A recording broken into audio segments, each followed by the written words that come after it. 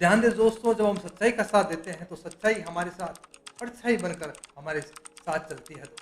नमस्कार दोस्तों, मैं हूं प्रशांत और आप देख रहे हैं रियलिटी ऑफ लाइफ। एक नवविवाहित जोड़ा, यानी कि नई शादी हुई थी और वो उसकी पति और उसकी पत्नी, वो पति पत्नी एक नए घर में किराए पर रहने के लिए आते हैं। वो दोनों बहुत खुश थे क्योंकि एक तो नए नए घर में आ रहे थे रहने के लिए, वहीं उनकी नई नई शादी भी हुई थी और नया घर भी था।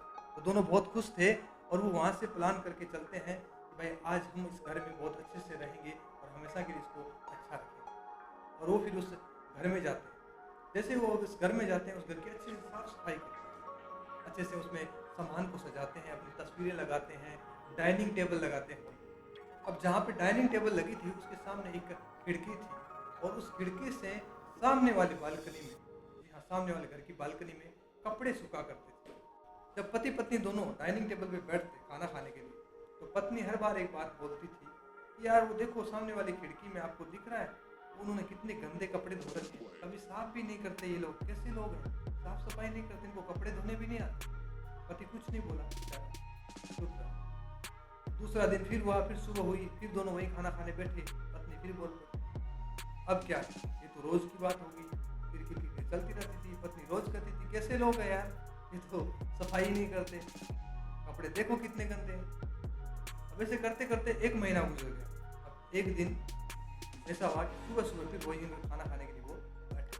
जब वो वहाँ खाना खाने के लिए बैठे, तब पत्नी उस खिड़की की तरफ देखती है और हैरान होते हुए अपने पति को कहती है, सुनो जी, देखो उस खिड़की की तरफ देखो, आज तो उनके कपड़े कितने साफ सुथरे हैं, आज किसने धोए होंगे। पति कहता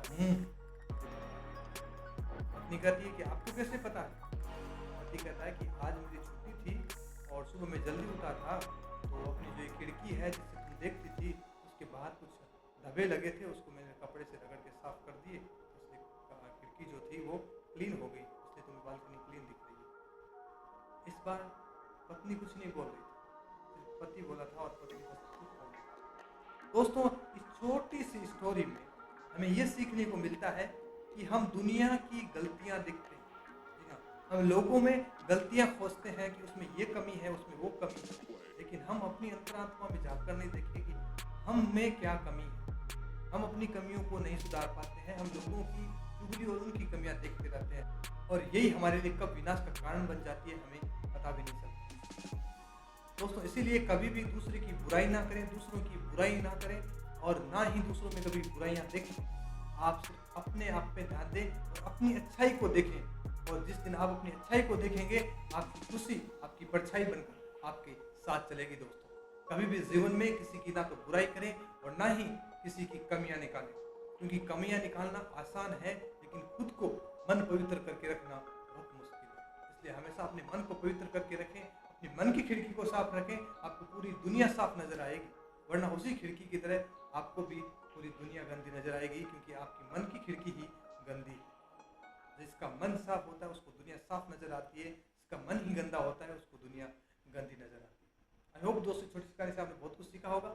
मैं हूं आपका दोस्त प्रशांत, एक बार फिर आपसे विदा लेता हूं, उम्मीद करता हूं फिर मिलेंगे। सभी का